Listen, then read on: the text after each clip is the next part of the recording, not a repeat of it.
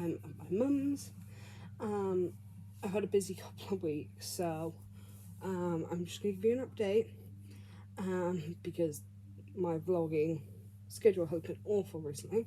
I have dyed my hair. You can't see it very well, but it's red.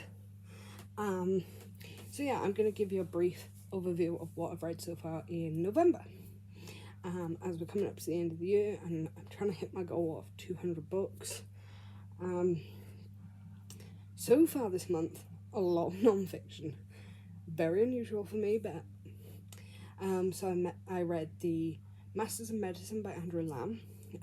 If you're interested in medicine, the history of medicine, how medicine evolved in certain cultures, I highly recommend you pick that up. There's a lot of information on there. And then the next two non-fiction ones are really weird. The Anarchist Cookbook by William Powell and Steal This Book by Abbie Hoffman. Now both of these were written in the age of the anarchists, so 60s, 70s, 80s. Basically, the Anarchist Cookbook is exactly what it says. It's a cookbook for anarchists, and it tells you how to make a lot of illegal stuff. Although the entire sections on phone and computer hacking are completely outdated because they're talking about landlines, payphone, and modem routers, or dial-up, which very few people use nowadays. Steal This Book goes along a similar vein, but it's more of F the government, and it tells you like where you can get like free food, free housing, free clothes. Yes, some of the methods are illegal, but a lot of them actually turn out to be completely legal routes that the government deliberately don't advertise. Obviously this is specifically around the American government. So I really enjoyed Steal This Book. The Anarchist Cookbook was alright, but it's more just like structured the way a cookbook is, where you have like recipe 1, recipe 2 with very little context. Steal This Book actually provides a lot of context on what America was like at the time and how certain groups of people survived. And then the last non-fiction and the most recent book I read was Slender Man by Kathleen Hale, and this is telling the story of the Slender Man stabbings. Basically, 3 12-year-old girls are involved in this, Bella, Morgan, and Anissa. And basically one day, Morgan and Anissa stabbed Bella 19 times because they were trying to appease Slender Man, who, if you're in the horror side of things, is a creepypasta character. Same as Jeff the Killer and all that, very famous. But it's not just about the crime, it looks at the lives of all 3 girls involved. The situations leading up to the stabbing itself, the aftermath, obviously them being arrested and sent to jail and all sorts of that. But a lot of it focuses on the court case, because one of the girls has diagnosed early onset schizophrenia.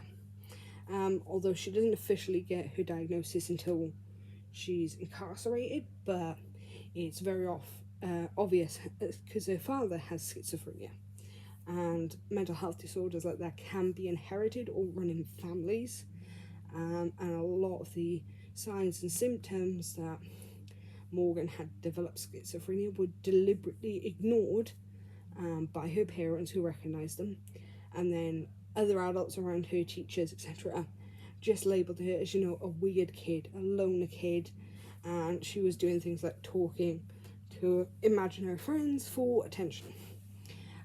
So it has a lot of social commentary on how the stigma around mental health and the way mental health is diagnosed and treated is actually at fault for why this crime happened. If Morgan had been diagnosed younger, or her parents hadn't ignored the signs and got help, then there is a really strong possibility this crime wouldn't have happened at all.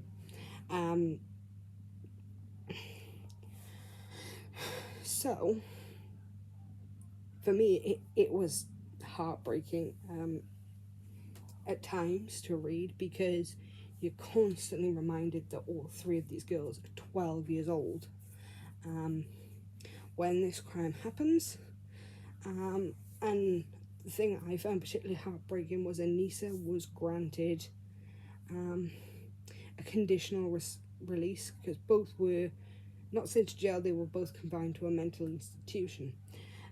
Anissa was granted a conditional release purely on the basis that she didn't have a pre-existing mental health disorder and therefore wouldn't be seen as a threat. Whereas Morgan is constantly rejected, and in the end, by the time she's 20, by 2021, she decides she's not going to apply for a conditional release. She's been sentenced to 40 years in this facility, and that she's just going to stay there.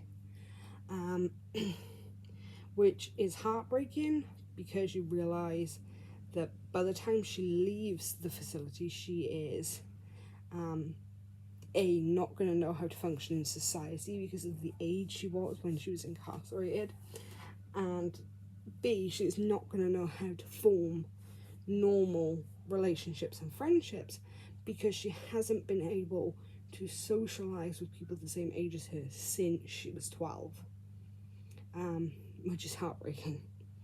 So after that, I needed a bit of light-hearted stuff, so I went back to the Human Mating Site series by B.R. Wilde, and I read books 4 and 5, Mr. Kinky and Mr. Heartless.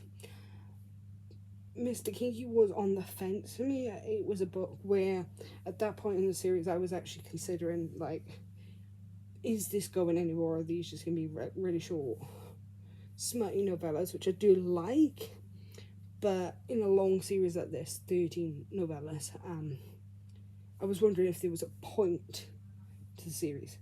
And then in book 5, Mr. Heartless, we actually get some harder hitting topics, some character development, and a potential look at what the end game could be, which I really enjoyed. So I'm not sure what I'm going to read next. I do have a couple of options, but as of right now, I don't know. So even though I haven't posted anything in like 2 weeks, over 2 weeks, this is just going to be my little wrap up for now. However, because I'm at my mum's for 2 more days and then I'm home and my schedule has kind of calmed down, I will be trying to vlog more regularly and get back on a weekly schedule, but I don't know if that is going to be the case. But yeah, we shall wait and see. Yeah, I think that's everything for now. I've given you an update on what I'm reading. My mental health has been the reason why I haven't been vlogging as much or reading as much, because the past couple of months I have been pretty slumpy. So that's improved quite a lot, so I'm hoping for the last couple of weeks of November going into December that I will be able to get back on a weekly schedule, because ideally, especially over the Christmas period, I do want to be able to post in advance if I can, so that I'm not stressing out over Christmas. But yeah, I'm going to leave it there for now, guys, and I'll see you in a bit.